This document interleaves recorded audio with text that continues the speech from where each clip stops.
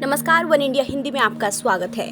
2 महीने तक प्रतीक्षा करने के बाद कोई भी रिश्तेदार अस्थियां लेने के लिए नहीं आया, तो कर्नाटक के राजस्व मंत्री आर अशोक ने खुद ही श्रीरंगपट्टन के त्रिवेणी संगम में 1000 से ज्यादा लोगों का अस्थि विसर्जन किया।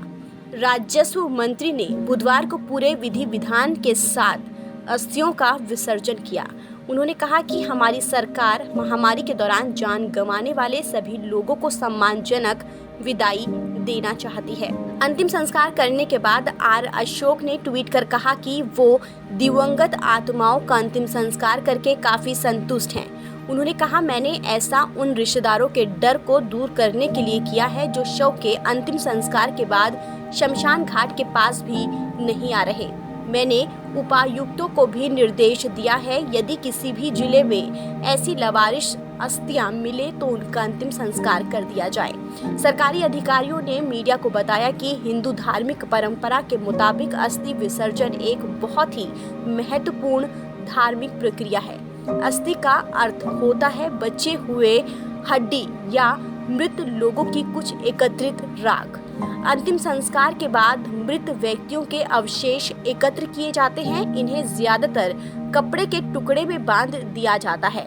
अंत में विसर्जित राख नदी की तरह शांत पानी में बहा दी जाती है। विसर्जन की इस समग्र प्रक्रिया को अस्थि विसर्जन कहा जाता है। अधिकारियों ने कहा कि श्रीरंगपट्टन को अंतिम संस्कार के लिए बहुत पवित्र स्थान माना गया है। उन्होंने कहा कि ये अस्थियां बेंगलुरु के उन 11 शवदाह गृहों से लाई गई हैं जहां कोरोना मरीजों का दाह संस्कार किया जाता था। अधिकारियों ने कहा कि ऐसी स्थिति पहले कभी नहीं देखी गई। हमने इन लोगों के परिजनों से मोबाइल के जरिए संपर्क साधने की कोशिश की, लेकिन उनसे संपर्क नहीं हो सका।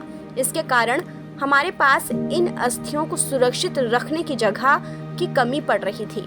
इसलिए सारी सावधानियों को अपनाते हुए हमने लगभग 1500 अस्थियों का अंतिम विसर्जन करने का फैसला लिया, जिनमें लगभग 1000 लावारिस अस्थियां हैं। बता दें कि कर्नाटक में कोरोना की दूसरी लहर का कहर जारी है। कर्नाटक में बुधवार को बीते 24 घंटे में 16,387 नए मामले सामने आए, वहीं 463 मौत दर्ज की गई।